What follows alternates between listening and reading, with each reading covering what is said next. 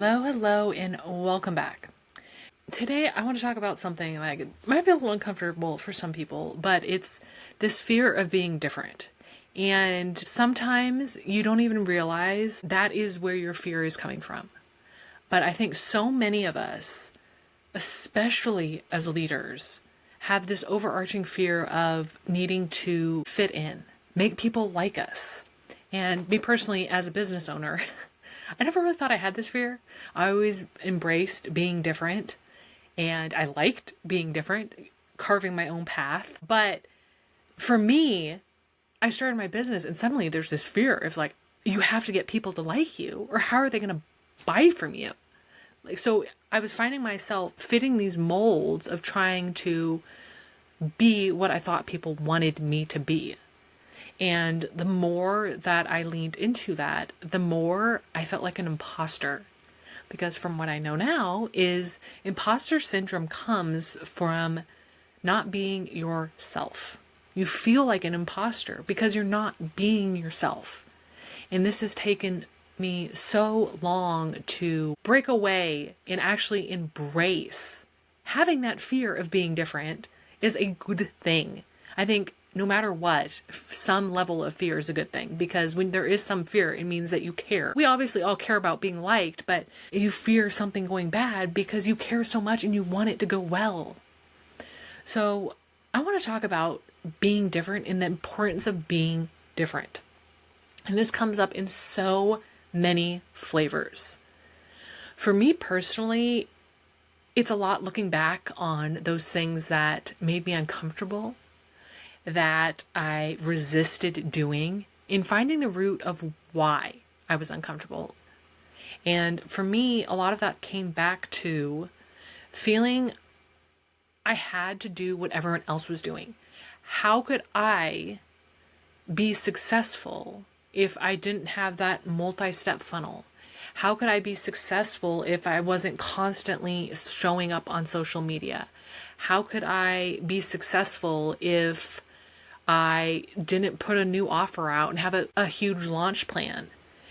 Those are the ways we're taught to be successful. And yes, you can be successful in those ways. By no means. I mean, a lot of that is important to have some of it. You need to be visible somehow. But for me, it was embracing this path of doing it differently, having that rebel edge. And that's a lot about why I love Rebel to Rise, is because I want you to rebel against these things that you don't really want to be doing so that you could rise into the person that you're meant to be. And coming back to this fear of being different, it's a lot of those things that we are subconsciously doing because we want to be loved, liked, and fit in so we survive. I mean, all humans want to survive and we need other humans to do that. So we try to fit into this mold of what we think people want from us. But this has been a huge challenge, especially when I started my business, of being myself and doing what actually brought me joy. And we could break it down to like little things. I mean, as long as I've remembered, I don't really have goals. And initially, that might sound, what do you mean you don't have goals? I always tied that back to, well, I don't have goals. That means I have no ambition in life. I don't have goals, so people aren't going to take me seriously. That question in interviews, where do you see yourself in 5 years? I'm like, I have no clue, but you make up something because that's what they asked. And again, it's not that I don't have a clue or I don't have goals. It's more of an overarching feeling that I have. It's this feeling, I have this vision. And it's not necessarily, I could pinpoint it like, okay, my goal is 3 years from now making multi-millions. Yeah, that would be great. But my mind just does not work with goals like that.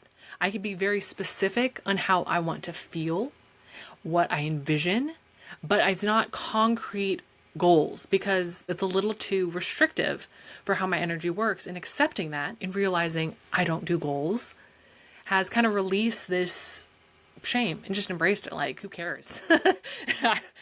I like being different. Let's just roll with it. And that's one of the things that makes me different. You could also tie back to being different in how you market yourself. I have talked about. I see a purpose in social media, but I absolutely hate how you have to show up every day, or you're kind of forgotten. Your content's not shown. It's 24 hours, and then that piece of content you put so much work into is gone. I don't enjoy that. My energy doesn't enjoy it. So I chose to be different and say, I'll show up on social media when I am inspired, and that's going to be good enough. And there's a lot of coaches that have told me, no, that's not what you should be doing. You need to show up. That is how you are successful. The more visible you are, the more successful you are.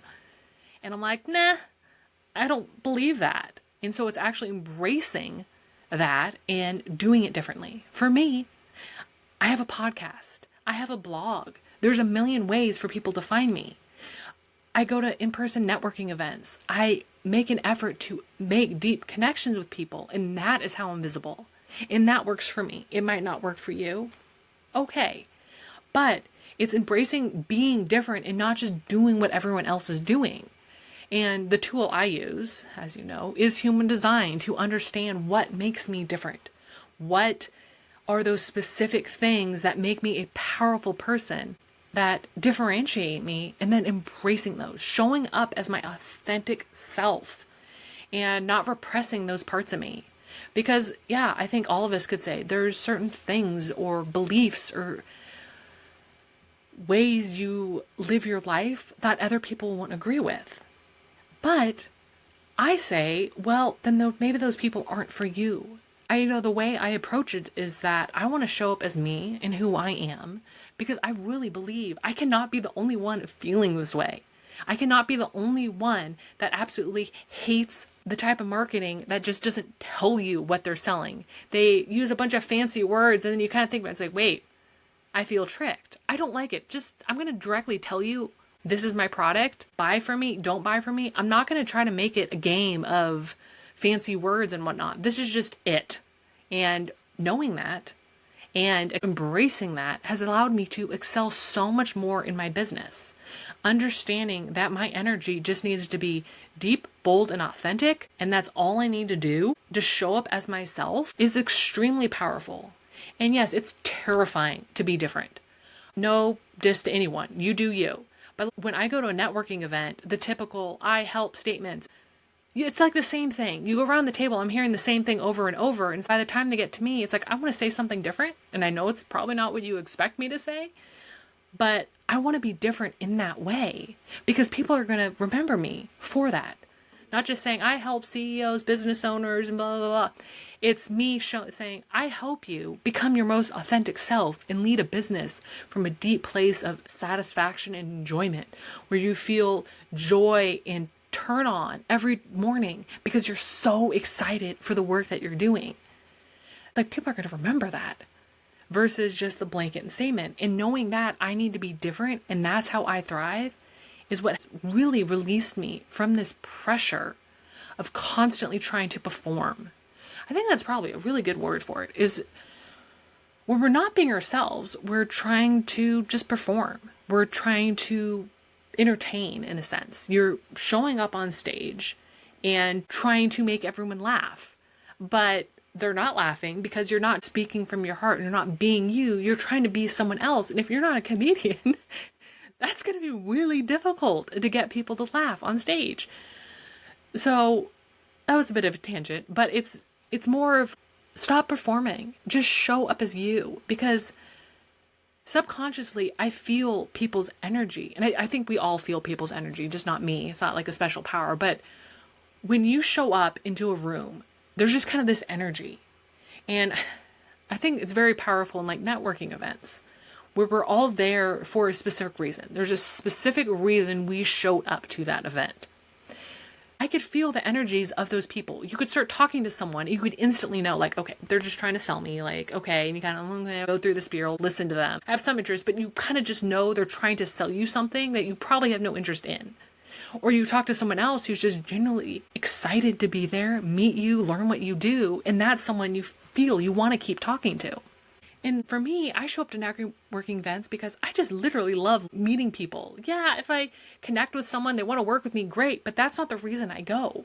I literally just want to connect and meet new people and have a great time, be present and experience the moment.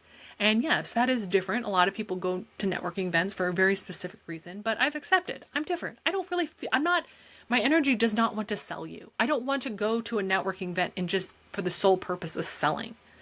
My energy doesn't like that. I personally feel gross doing that. And again, you do you. But I just don't feel confident in doing that and accepting it. That's just me. Great. I'll find a different way. Because I found it's more powerful for me to just show up, be me, actually be genuinely interested in you, in what you have to say, what your business is about, what you're going through, and being present and listening to you. I connect with people so much more. They're going to remember me for Erin being that one that really listened to me, saw me. And then they could refer me in this, that, and the other. And that might bring me sales. But I feel more powerful just being me, just showing up however my energy wants to show up. And yes, that is radically different. I mean, even though I'm here talking to you, creating this, obviously, I want to make money. Like, please work with me because I'm amazing. I know that. And yes, that's partly why I do this. But honestly, I just want to share my knowledge, show you that there is a different way to lead. We don't all have to be the same. I read the newspaper. Like, I literally get the newspaper delivered to my house, and I have a physical copy of the newspaper. It just brings me so much joy, like the smell and all of it. It's the Wall Street Journal, and I love the business section because they give you so many amazing things that companies are doing. And I was reading about how there's a big push instead of unions. A lot of companies are selling the company to the employees. It's kind of like stock, but like each employee has a stake in the company. And there's a lot of steps and hurdles and pros, cons to that. But the sole fact that a company does that means that each employee has a stake in the company and they're going to want to show up. They're going to want to have investment and want the company to succeed. And so when they're able to put the power into the employees, take it out of the top of just management, it makes everyone want to show up and do a better job. And this is a radically different idea.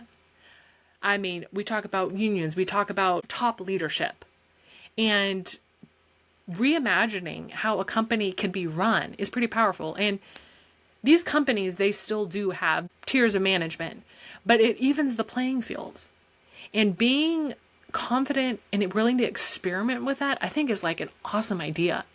Because again, putting power back into the people's hands, putting it back into the people that are actually doing the work is a really interesting way to think about leadership. And I thought about this multiple times because I read this like a month ago, but how cool would it be if people were able to embrace their different ideas, their somewhat radical ideas, and actually move forward with them. Be willing to experiment and just see what happens instead of just being too nervous. Like, well, I haven't seen someone run a business like this.